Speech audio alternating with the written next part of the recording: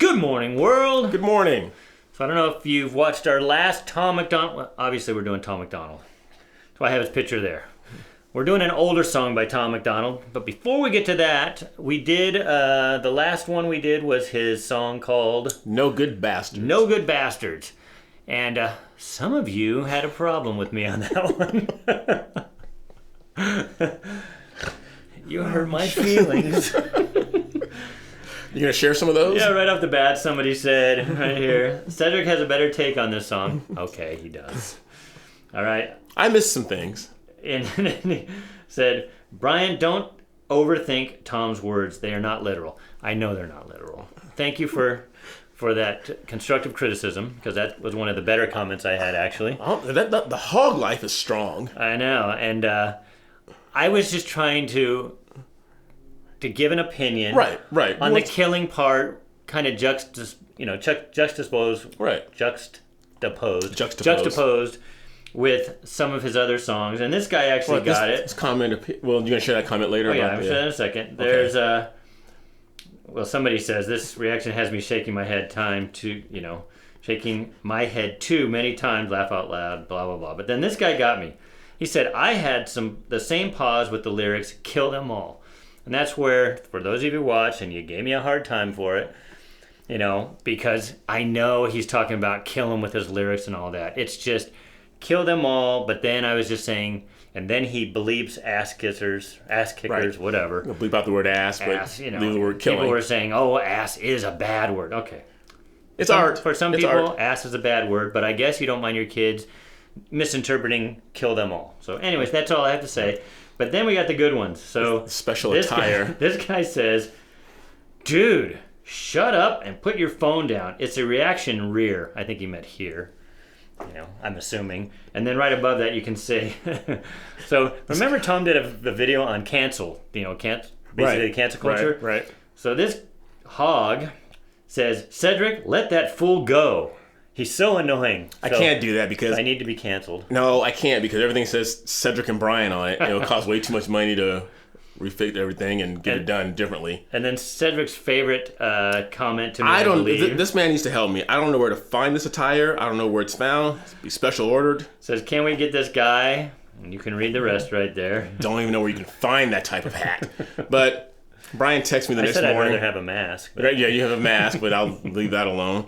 But but Brian texted me and he goes, "Damn, are you seeing these comments?" Of course, being the true friend that I am, I laughed hysterically at each one. But yeah, if you need a safe space, I got this for you. I wear it on my head, yes, like a hat, so you can hold that, and we'll get you some candy. And so you guys just be. No, we don't mind the comments. Yeah. I just want to say I appreciate all the love. Yes. And I didn't take it too seriously. Just trying to give a different perspective. Right. And with that being said, we're going to look at Tom MacDonald's an older song entitled Whiteboy.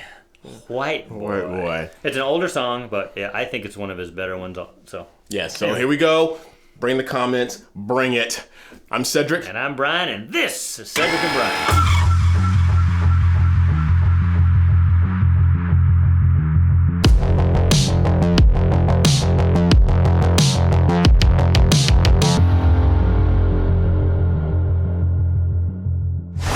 Cedric, I'm going to put your gift down now. This was actually my daughter's back in the day. You can see her name across there. Bye. So we're going to talk about Whiteboy because we talked about this the other day. I when you guys were giving suggestions, I went back and looked at that one, and this was done pre-COVID, obviously, because he uses actors. So we're going to get into that right now. Before we get into the video, make sure you guys like, subscribe, ring that bell, and share our videos with everyone you know. And? Yes, I got a different hat on today because it matches my shirt.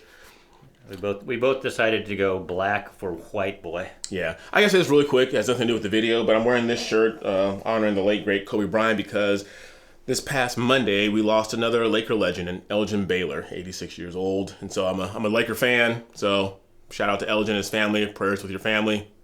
You were great. All right, you ready to get into it? Let's get into it. All right. All of you out there, I'm putting the phone away.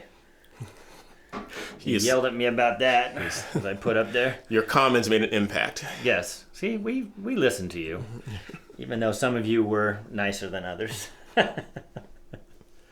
right, here we go.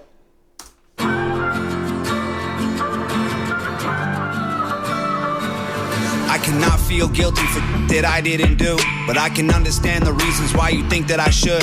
Yeah, I'm white, but I never put your neck in no noose, and I never burnt a cross or hit my face with a hood. You can't just label me racist, cause I'm related to people who did some terrible way back before I was alive.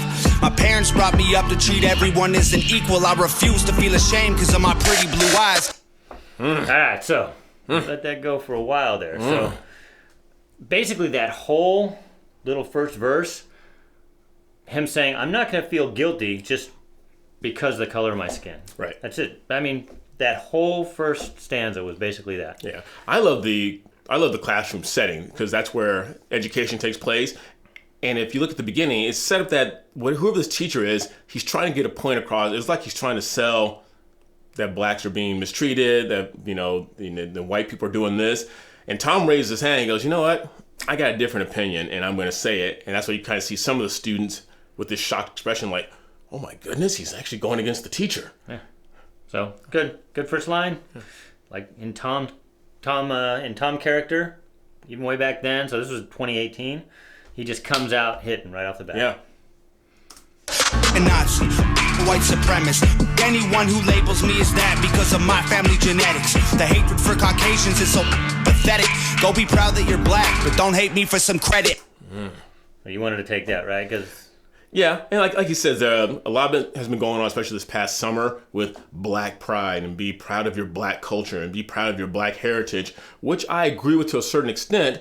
But if that's going to be the case for the black culture, it needs to be the same for every culture, Asian, white. But yeah, but Cedric, don't you always say, and we always talk about Martin Luther King, you don't base people on the color of their skin. By the content of their character. So I get it. You've been ingrained with this since you were little.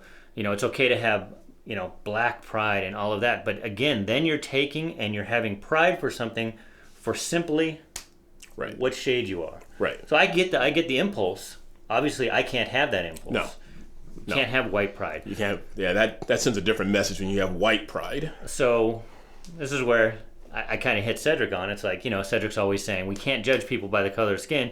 Yet he says just on the beginning of your little montage, it's okay to have pride. Right. For the color of skin. But is it? Well, I was gonna say we talk about food and cultural appropriation. We talk about certain foods that are fried chicken or collard greens or okra, and you and I have had this discussion where that's more of a southern thing. Mm-hmm. It's not a black thing because there are white people in the South and there are all different type of nationalities in the South. Yeah. But we turned into black things. But I think when media became big, when TV became big, they took southern things and they said, how can we segregate people? Let's make that a black thing and that a white thing. So. Good job, Tom. It's so pathetic. Go be proud that you're black, but don't hate me for some credit. I'm not the white devil, neo-Nazi cop trying to pull the trigger. You can call me what you want, but I'd still never say the white race as a whole ain't the enemy. There's racist white people, but we're far from that collectively. So I like the way he set up the rhyme so he didn't have to use the N-word. The power of silence. Yeah, you knew exactly where he was going with that. Mm-hmm. So it's good because we did our very first review video was Racism by Adam Calhoun. And he uses the N-word, and he got called out on it by some people that were, reviewing it. Tom chose something different.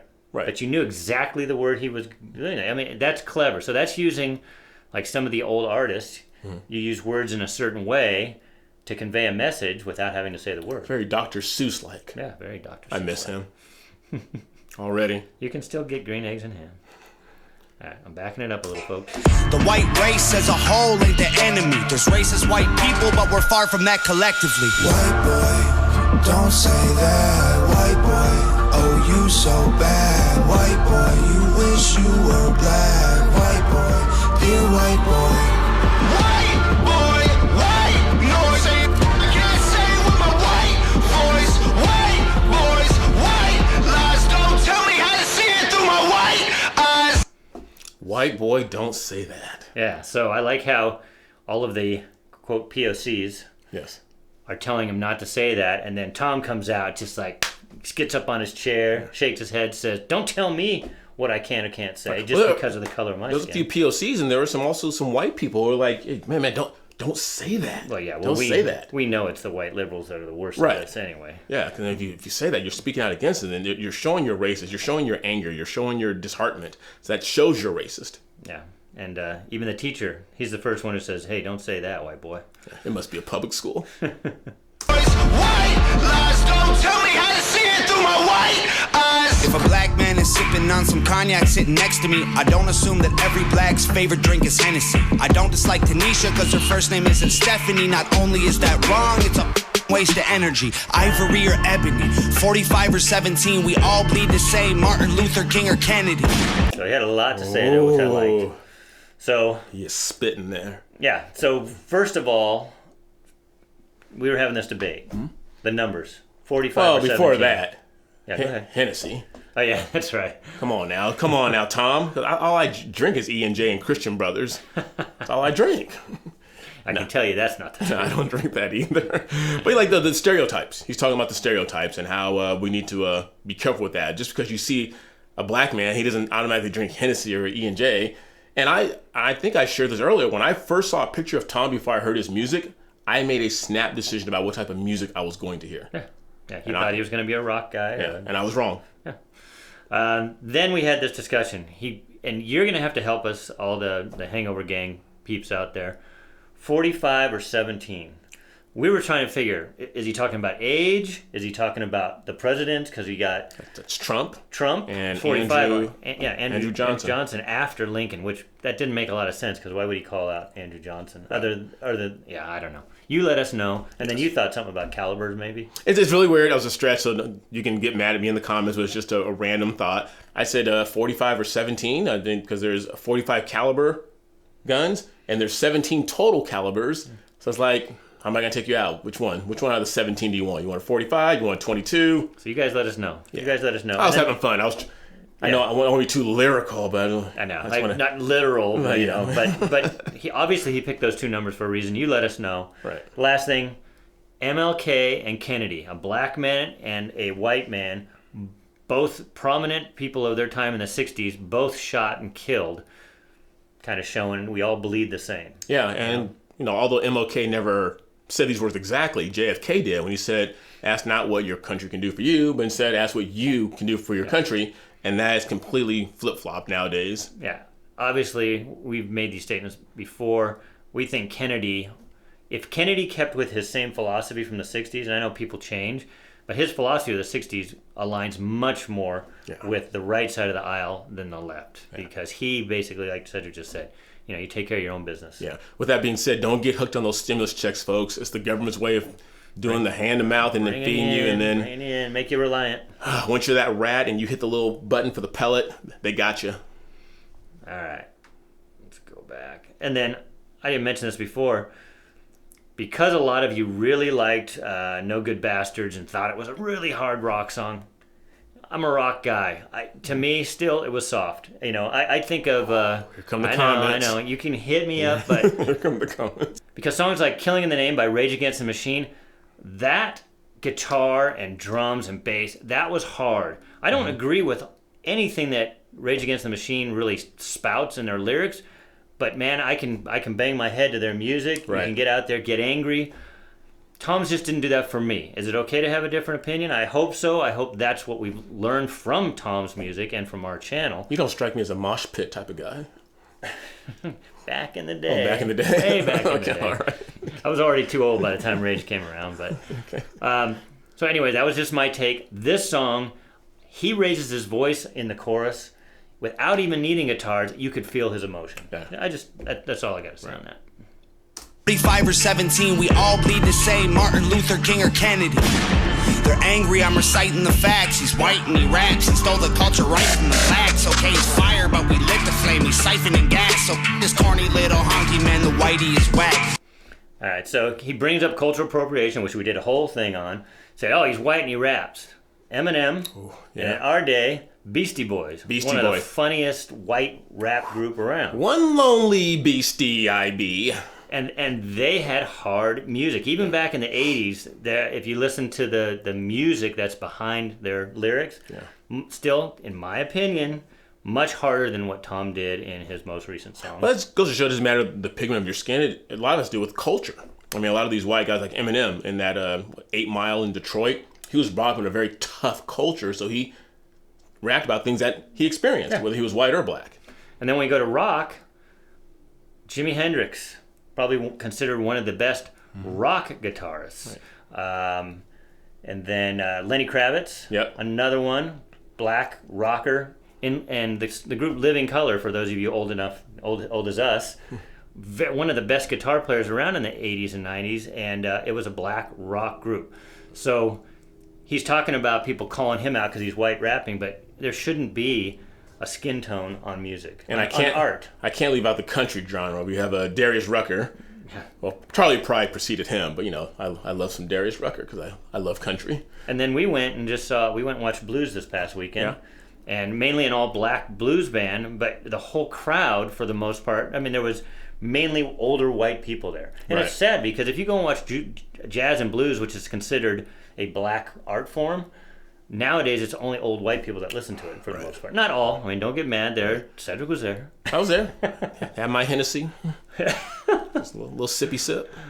Anyway, so... Again, good on Tom calling that out, that people call him out, oh, you're not supposed to rap when you're white, but, I mean, come on, Eminem's one of the most famous rappers of all time, right? Yep. Gas, so this corny little honky man, the whitey is whack. You letting history perpetuate the hatred within, and then you paint me with the brush you painted slave owners with. Yeah. White boy, don't say that. White boy, oh, you so bad. White boy, you wish you were black. White boy, dear white boy.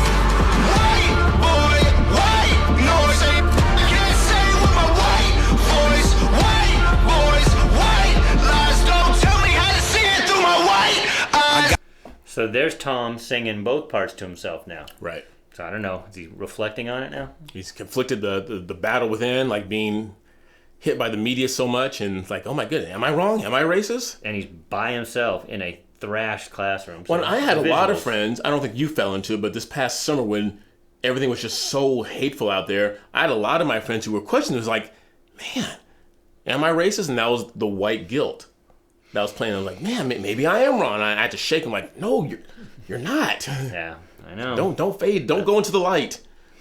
The white light. That's why we have. I think that's why Tom's so popular, because he is calling this stuff out. Even back in. I got a mother, a father, a sister, an auntie, an uncle, and a grandma that I picture when you're openly hating. And God willing, one day I'll have a kid of my own. I refuse to let you blindly hate my wife and my baby, so go ahead and hate the races. I pray for their extinction. If you want to hate the white people, just make the distinction. So I'm going to stop that a little early because he's saying, I hate racists. That's how I feel. Right. I hate racists, and that's why it hurts so much when people call me a racist just because I'm a conservative white guy. Yeah. And that's what he's saying. Come on, make a distinction here. Right. He said, whether you're Malcolm X or you're David Duke, I can't get down with either one. Yeah. The races, I pray for their extinction. If you want to hate the white people, just make the distinction between the ones who want the best for everyone regardless and the ones who build the system just to smother you with hardship. Stop before you say it. I know what you've been thinking. How's a straight white male in 2018? You're making me the villain by demonizing my race for things I didn't do and decisions I didn't make. No one that I call a friend has ever owned a slave, and neither did our dads or our dads' dads. Sakes acknowledging atrocities were wrongly committed is all that I can offer while I'm wrongly convicted. So you want to say something? Yeah, there's a lot there. At first, if you notice on the podium, the American flag is there. Mm-hmm. And that's pretty cool because the American flag, and we talked about this summer, where anytime you wore the stars and stripes or anything patriotic, people always said, oh, you must be a Trump supporter. It's like, no, I'm an American citizen. Yeah. But it's just weird that how anything patriotic or wearing anything Old Glory suggested that you were on the right. There's some neighborhoods that are making people, you can only fly one flag now. So if you have like little American flags in your front yard, how did, in America, American flags become controversial? It's sad. Right. That's what we've turned to that.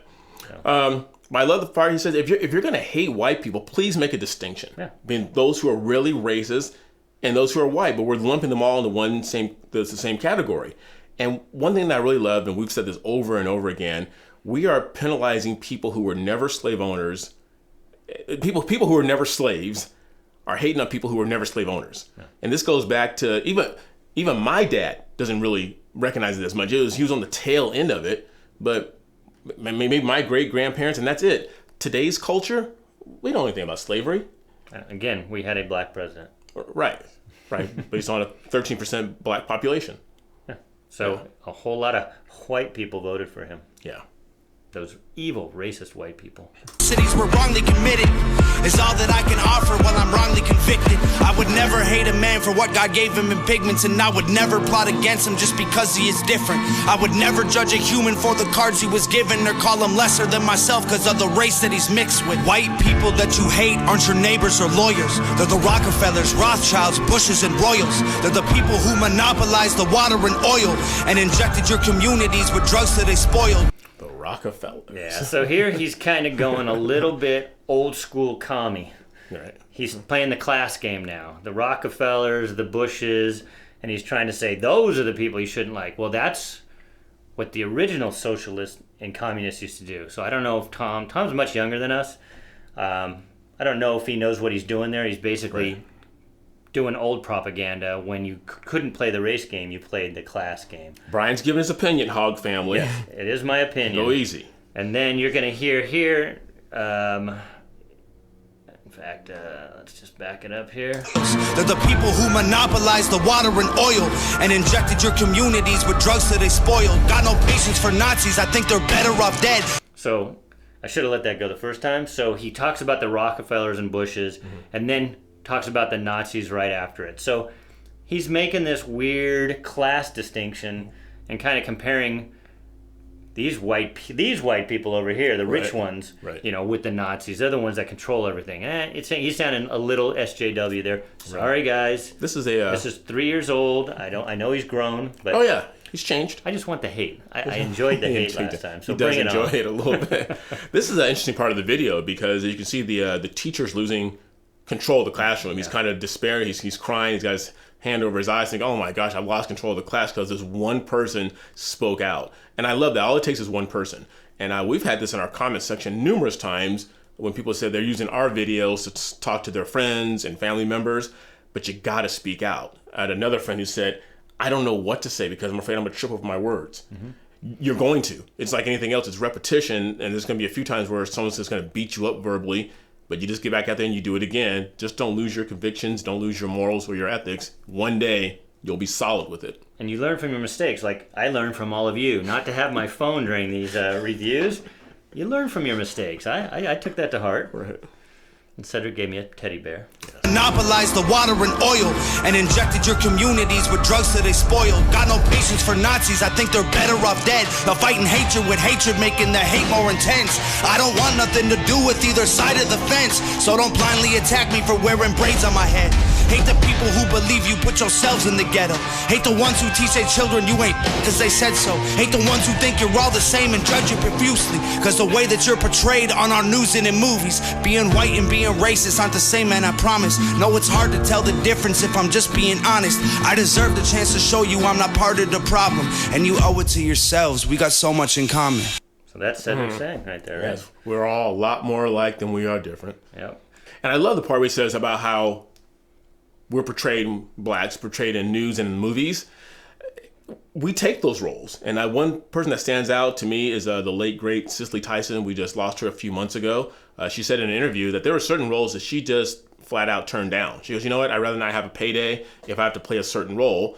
But, you know, the black movies of the 70s where the guys played pimps. And the black exploitation. The black exploitation, yes. And, the guys played pimps with the white hats and the suits that were purple or neon green and high heels. I mean, they took those roles, and so that's how white people saw us. But you know what? And that's not, it's not specific to one race. Right. The Jews took the Three Stooges and the Marx Brothers, so the goofy, bumbling comedians, that they were pigeonholed in that at the beginning. Everybody got to start somewhere. Right. You pick what's open. Right.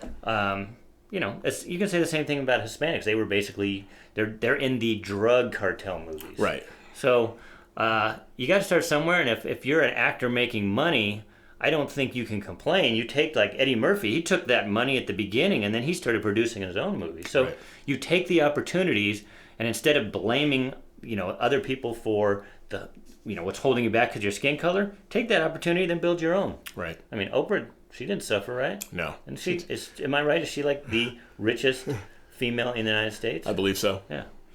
Other than Bezos' ex-wife, right? Right. But she didn't earn her money. Right. All right. Being white and being racist aren't the same, man, I promise. No, it's hard to tell the difference if I'm just being honest. I deserve the chance to show you I'm not part of the problem, and you owe it to yourselves. We got so much in common. White boy, don't say that. White boy, oh you so bad. White boy, you wish you were black. White boy, dear white boy. White boy, white noise. I can't say with my white voice. White boys, white lies. Don't tell me how to see it through my white eyes. White boy, don't say that. White boy, oh you so bad. White boy, you wish you were black. White boy, dear white boy. See, I thought, not only that, this is 3 years ago, his use of dynamics musically was really good, because even that last one where they have the visuals of the black teacher crying, what's your interpretation of that? Why is he now crying? And at the end, Tom yells again, and at the end, it comes back down, almost acoustically, with Tom singing to himself, "White boy, why are you saying that?" Now, why do you think he's saying that to himself? I don't know. Okay.